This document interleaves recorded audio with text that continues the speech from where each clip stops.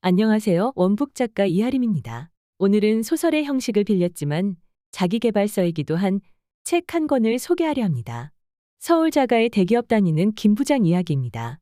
이 책은 시리즈로 1권은 김 부장 이야기, 2권은 정대리 이야기, 3권은 송 과장 이야기인데요.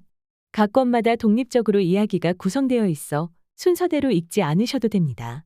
세 권 모두 너무 재밌어서 순식간에 책장이 넘어갑니다. 그 중에서 오늘은 3권, 송 과장 이야기를 소개하려 합니다. 사실 송 과장 이야기는 작가의 이야기이기도 합니다. 이 책을 쓰신 송일구 작가님은 부동산 투자로 성공하셔서 현재 200억대 자산가이십니다. 그럼에도 불구하고 여전히 회사에 다니시며 성실하게 삶을 살아가고 계시는데요. 자전적인 내용이 담긴 이야기를 읽고 나면 그 이유를 알게 됩니다. 책 속 주인공 송 과장은 매일 4시 30분에 눈을 뜹니다. 홀로 주방에 앉아 가볍게 식사를 하고 집을 나섭니다. 지하철을 타고 회사에 도착하면 새벽 6시. 자리에 앉아 일기를 쓰고 책을 봅니다. 8시쯤 이어폰을 꽂고 음악을 들으며 잠시 눈을 감습니다. 아침 8시 30분 업무가 시작됩니다. 송 과장은 이른 새벽에 일어나는 보답으로 매일 아침 2시간이라는 자기만의 시간을 얻습니다. 지하철에서 독서하는 시간까지 합하면 3시간입니다.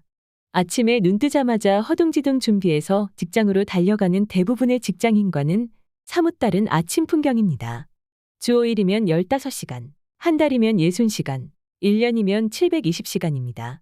저는 보통 10시에서 11시 사이에 잠자리에 들고 6시 30분에 일어납니다. 그러다 이 책을 읽고 송 과장을 본받아야겠다는 생각이 들었습니다. 30분이라도 일찍 일어나야겠다고 마음먹고 다음 날부터 6시 기상을 시작했는데요. 아침에 30분 일찍 일어나는 게 보통 힘든 일이 아닙니다.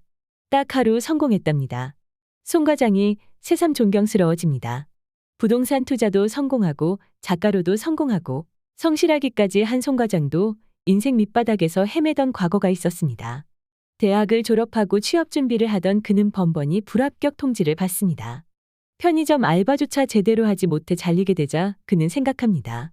나 같은 인간은 쓰레기처럼 버려져야 한다. 아니, 쓰레기 처리 비용도 아깝다. 내가 아무데도 취직 못한 이유가 있다.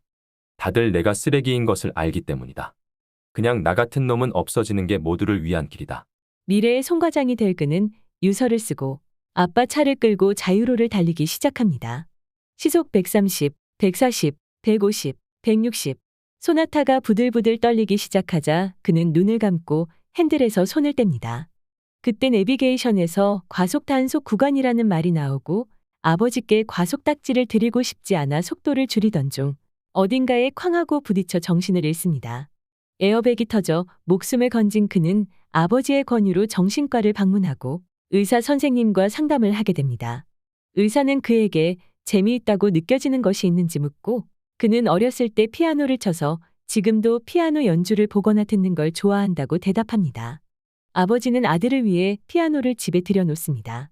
그는 피아노를 연습하며 행복을 느끼고 재즈바에서 피아노를 치는 파트타임직에 합격하게 됩니다.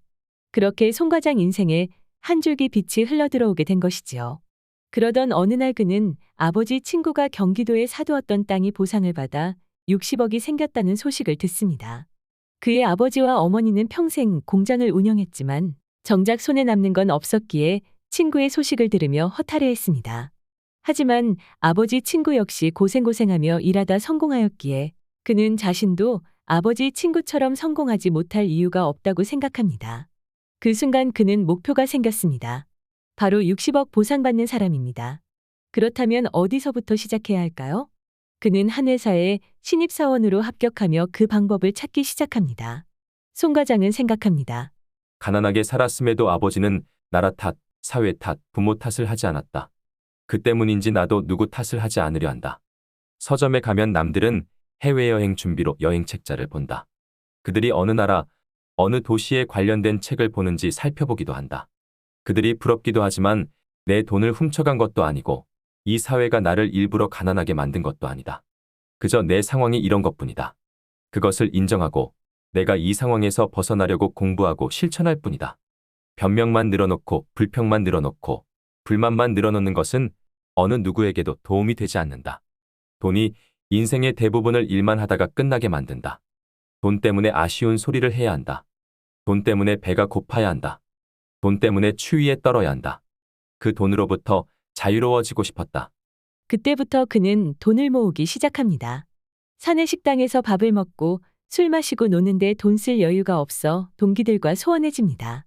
월요일부터 금요일까지 출퇴근 시간, 점심시간, 퇴근 후 시간에는 부동산, 토지, 부자, 돈, 성공과 관련된 책을 읽습니다. 주말 낮에는 경기도 외곽에 땅을 보러 다닙니다. 걷고 또 걸으며 좋은 땅을 보는 눈을 기릅니다. 주말 저녁에는 재즈바에서 피아노를 칩니다. 그러다 운명의 짝을 만나 결혼을 하고 월세로 신혼을 시작합니다. 땅을 사고 또 사고 몇 년 동안 꾸준하게 자산을 불려나가기 시작합니다. 그는 말합니다. 생각해보면 투자는 단순히 어떤 기술이나 정보가 아닌 것 같다. 어떻게 살아가느냐의 문제이다. 무엇을 선택하고 무엇을 포기할지를 판단하는 것이다. 꾸준히 관리하고 견뎌내는 것이다. 매일매일 누적된 지식보다 한 단계 더 올라선 인생관과 가치관에 대해 배워가는 것이다. 결국에는 뭘 해도 안 될 놈에서 뭐라도 하면 될 것 같은 놈으로 스스로에 대한 인식을 변화시켜가는 과정인 것 같다. 성공에 운이라는 것은 있을지라도 우연이라는 것은 없다. 혹시라도 운이 나를 좌지우지할까봐 운의 영역을 뛰어넘기 위한 정도의 지독하고 치열한 노력을 하려고 한다. 그런 노력 없이 남들보다 빨리 성공할 수 있는 꿀팁이라는 건 존재하지 않는다. 그래서 나는 어떠한 우연과 어떠한 꿀팁도 찾아다니지 않는다. 세월이 흘러 40이 된 송 과장은 어느새 200억 자산가가 되었습니다. 60억 보상받기 목표가 이루어진 셈이지요. 하지만 그에겐 새로운 꿈이 생겼습니다. 아내와 대화를 나누던 그가 말합니다.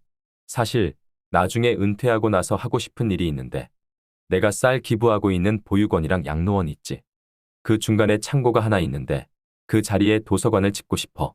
좀 알아봤더니 지자체에서 보조금을 대줄 수 있다고 하는데 거절하려고. 결국 다 세금이잖아. 온전히 내 돈으로 사람들에게 뭔가를 해주고 싶어. 도서관에서 책 빌려주고 책 정리도 하고 그러면서 글씨가 안 보이는 어르신들께는 책도 읽어드리고 무슨 책을 읽어야 할지 모르는 청소년들에게는 좋은 책도 권해주고 그렇게 살다가 인생을 마무리하고 싶어. 정말 귀하고 멋진 꿈이지요. 이 꿈이 단지 소설 속 송 과장의 꿈인지 송이구 작가의 진짜 꿈인지 궁금하지 않으신가요?